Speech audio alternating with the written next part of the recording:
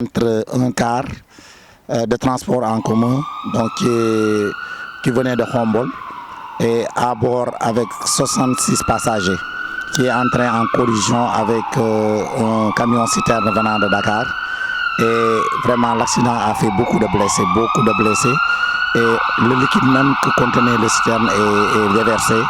et à côté de l'autoroute à péage où il y a vraiment la gare routière, il y a le marché hebdomadaire au bétail, etc. Donc actuellement l'équipe de la Croix-Rouge qui est alertée est sur place avec ses équipes donc pour faire de l'assistance à ces victimes-là. Donc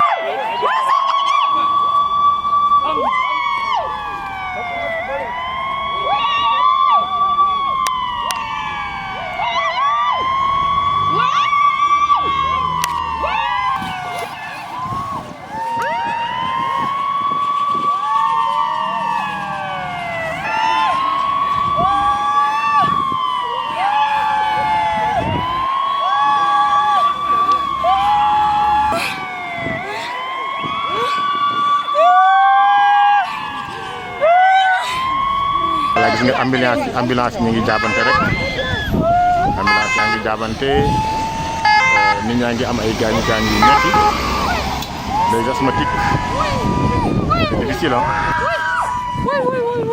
Salam alaikum wa Sénégal, welcome to Adama Revision. Gars yi di leen nuyu di leen siyaar di leen béggee. On est là plus précisément à Touba Toul, le comité départemental de la Croix-Rouge de Thiès qui organise une manœuvre formative fii ci Touba Toul ak module yu bees yi nga xamante ni Croix-Rouge sénégalaise andi na ko kon donc gars yi da ngeen ñuy topp ñu andi leen ce qui se passe ici à Touba Toul avec le comité départemental de la Croix-Rouge de Thiès ci Adama Revision.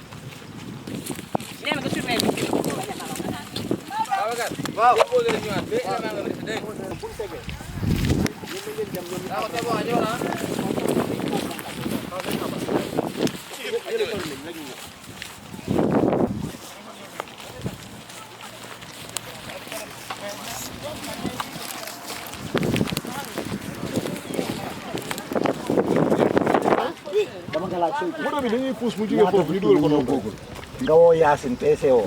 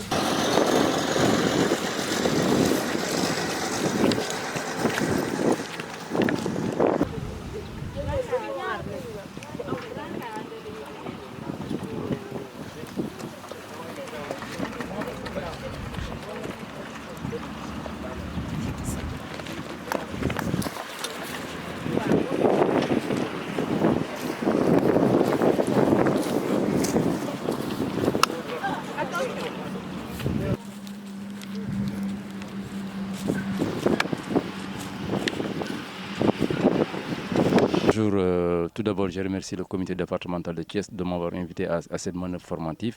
Effectivement hier on a présenté quelques modules par rapport au nouveau manuel de premier secours. Et en fait moi j'ai présenté la partie sur la réanimation cardio-pulmonaire dans un premier temps, mais aussi la réanimation cardio-pulmonaire avec l'utilisation d'un défibrillateur. Donc c'était pour la première fois que des volontaires soient directement formés à l'utilisation d'un défibrillateur et ça a été assez important et une grande découverte aussi pour eux, ce qui leur a permis de comprendre qu'on peut faire et la réanimation cardio-pulmonaire, mais aussi on peut l'associer si c'est disponible d'un défibrillateur pour soit un défibrillateur semi-automatique, soit un défibrillateur entièrement automatisé. Donc hier, les volontaires, pendant toute une journée, à tour de rôle par groupe de 30, ont participé à ces présentations pendant 1 heure et ont aussi essayé de faire l'exercice pratique en utilisant des mannequins adultes, des mannequins juniors, mais aussi des mannequins bébés, essayer de répéter et de se rappeler encore toutes les procédures de réanimation cardio-pulmonaire, soit avec un défibrillateur, soit sans défibrillateur.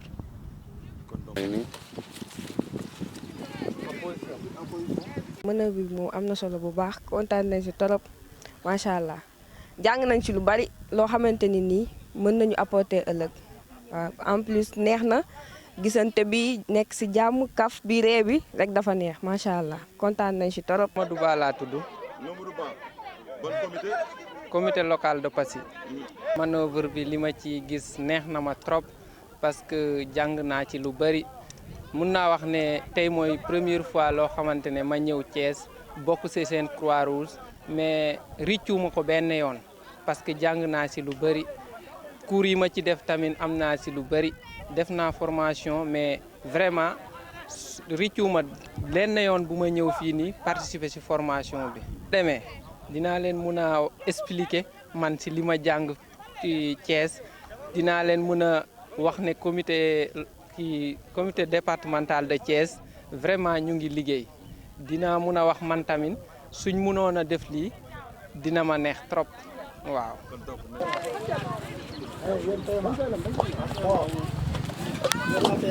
Kenn Dia.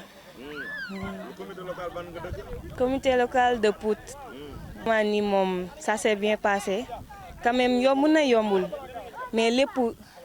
ci xol bi lay jógee rek parce que lépp lu ñu war a def na jóge ci kër gi bu ko defee ñu mën koo def mu rafet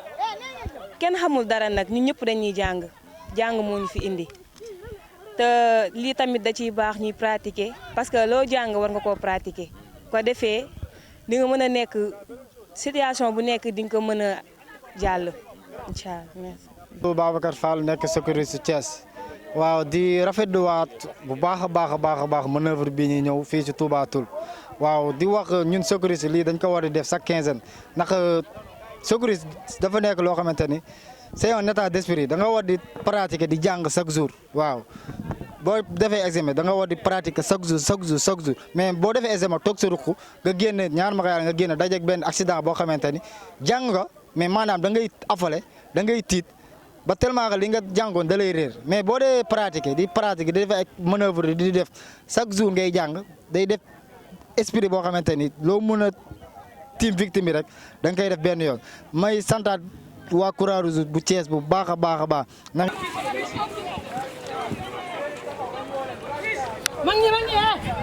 Ngom, volontaire de la Croix-Rouge de Thiès. D'abord pour confiance bi ngeen def ba jox ma responsable jigéen c'était pas facile. pour nga yor jigéen pour nekk ak moom benn 72 heures mais alhamdulilah amuñu benn jafe-jafe ak ñoom déggoo nañ suñu biir Croix-Rouge fi daje bëri na Pout mi ngi fi Notto mi ngi fi Touba Toul mi ngi fi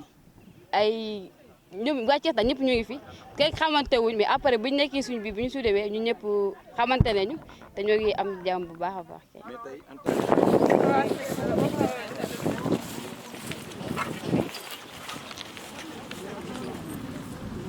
ñoo ngi am contentement bu baax parce que ñun ñoo nekk première promotion bu Touba Toul Croix-Rouge Touba Toul ñu ngi am contentement bu baax vraiment pour recevoir leen fii ça nous fait plaisir aussi ndax parce que depuis bi ngeen ñëwee ba léegi gis nañ ñoo xam ne dañu engagé wu dugg si te mbir mi dañ leen di expliquer ni leen c'est volontaire mais dañ ko nangu bëgg ko seen uniquement pour développement dëkk bi loolu rek moo tax a am nañ si contentement bu baax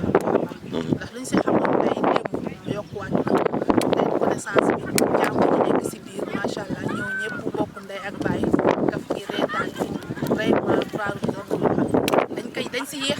après ñun dañuy yéex a dugg te parce que le fait que yaa ngi dimbali doomu aadama Ndiaye rek dafa neex ma la nag wëlbatikuwaat nag di ko def si sa bopp mu nekk moo xam ne boo ko solee da ngay fier da nga ciy fier vraiment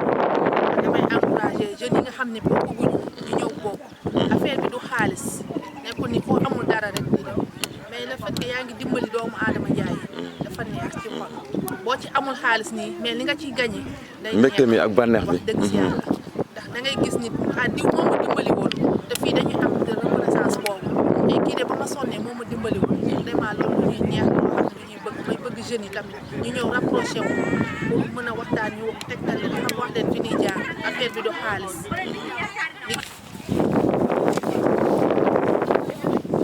ñuy wax ne rek opportunité amoon nañ ko fi parce que on sait que manœuvre bi da bokk ci formation continue parce que ñu ci bare dañuy def formation théorique mais mu dese leen pratique donc on a l'occasion aujourd'hui de venir à Touba Toul boo xam ne gëjoon na am ay secouristes tout dernièrement la ñu am ay secouristes yu bees donc il fallait que ñu tàggat leen boole ko ak ñeneen ñi nga xam ne yëpp ñu ngi ci département bi. donc tey li nga xam ne def nañ ko fii am na solo trop parce que simulation yi nga xam ne def nañ ko ñu am 21 cas donc 21 victimes yoo xam ne ñoom ñoo nekkoon sur le terrain répartis victime bu ci nekk am na benn blessure boo xam ne moom lañ la jox léegi nag mu des ñi nga xam ne ñoo nekk sur le terrain le secouriste ñu xool victime bu ci nekk nan lañ koy mën a jëlee en charge. parce que mën nga gis victime te doo xam noo koy jëlee priorité yi ban victime la ñu war a njëkk a ramasser kan moo ciy topp ak ban moo ciy topp donc loolu il faut nga def simulation pour nga mun ko xam donc loolu moo tax affaire bi am solo lool. je crois que ñu koy perpétuer aussi am na ci solo parce que loolu moo fi am secourisme c'est pas facile c'est la pratique te tant que doo pratiquer ça veut dire que li nga jàng théoriquement amul benn sens. il faut que ñu wax ci parce que yenn secouristes yi nga xam ne peut-être seen xam-xam màccul dem ci loolu dañu naan secourisme bi ñu doon def baaxul or que c'est pas ça mooy document bi ñu indi document de renforcement la ak de mise à jour donc li ñu doon jàng muy ramassage brancardage yeeg yooyu yëpp dafay am solo parce que accident mun loo ne par exemple accident bu am sur l'autoroute mun loo fa nekk ne doo brancarder ou bien doo def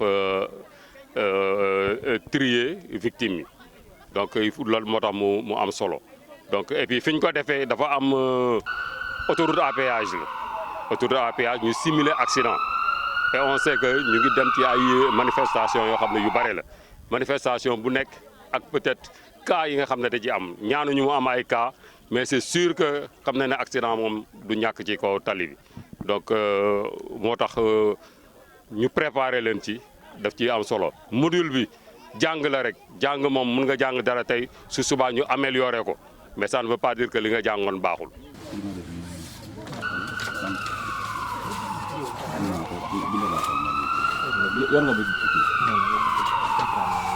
man maa ngi tudd Pape Mbaye si instructeur national de premier secours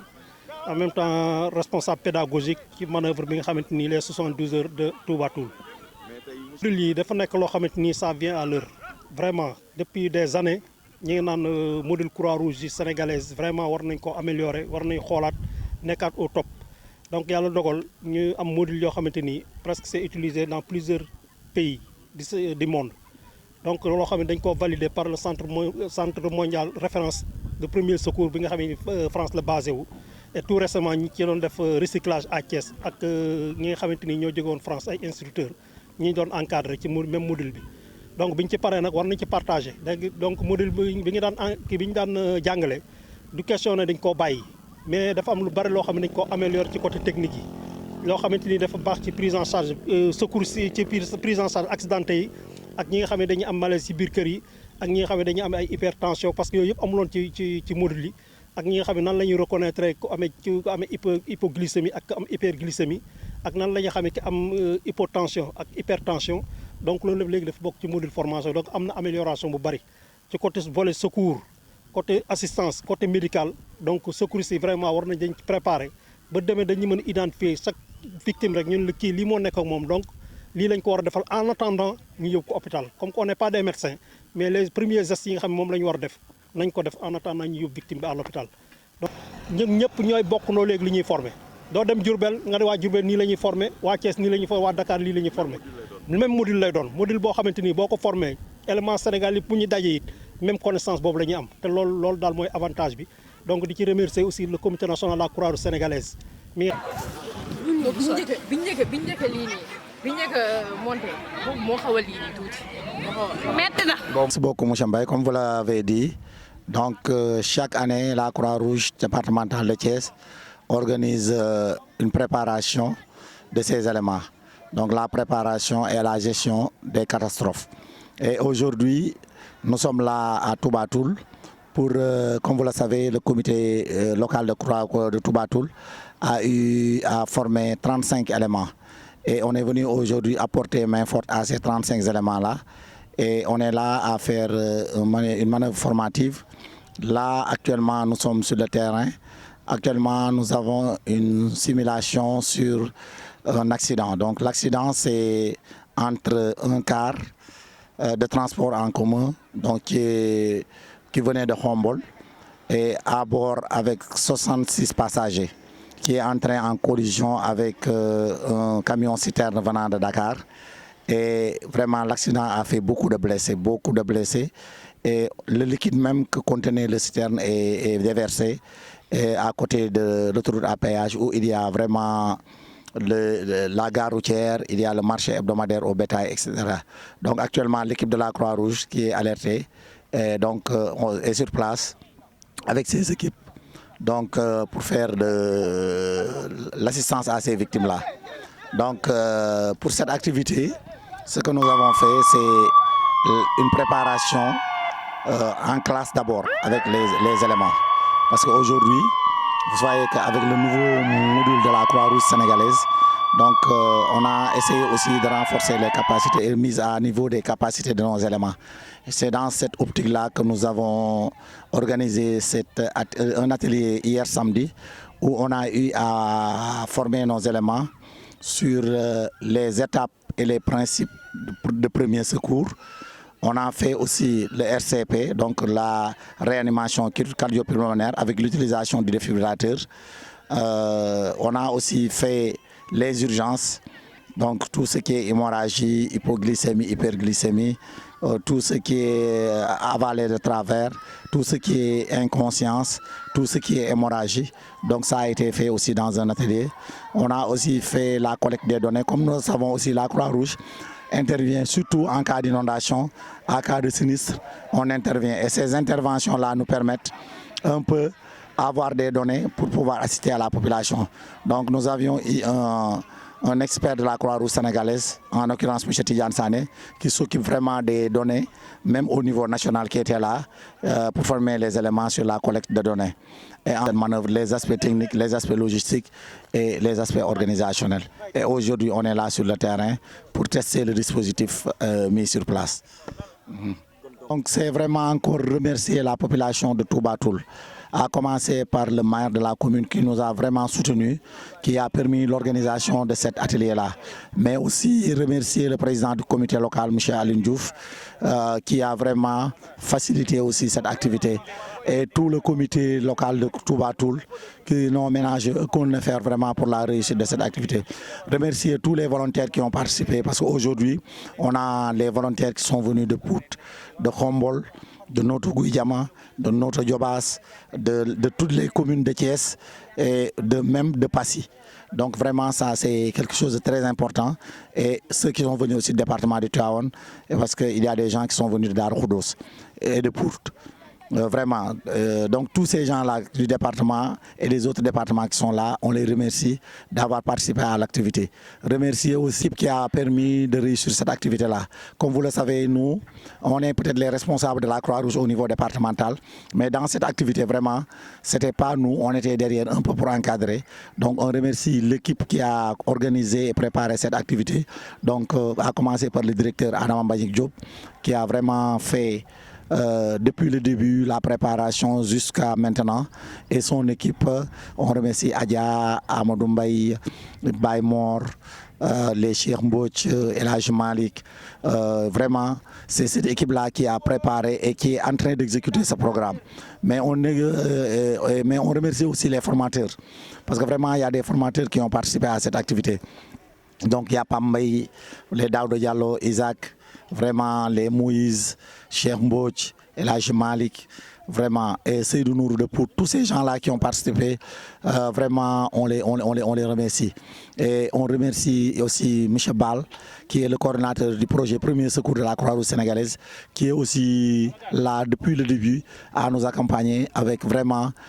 tous les moyens. Et aussi, nous remercions le président du comité départemental, M. Babacar Sen, parce que c'est avec son autorisation aussi qu'on est venu là. Et il est en train même de se déplacer pour venir à la cérémonie de clôture. Donc vraiment, on remercie tous ces gens-là. On remercie la télévision Adamari Vision, qui depuis chaque fois que la Croix-Rouge a une activité, il est là. C'est une télévision qui accompagne la Croix-Rouge depuis le début, et on demande à tous les volontaires aussi d'adhérer à cette télévision-là, parce que aussi vraiment c'est une télévision de la Croix-Rouge. Voilà, donc vraiment c'est les mots que j'avais à placer et remercier toute la population de Touba Toul.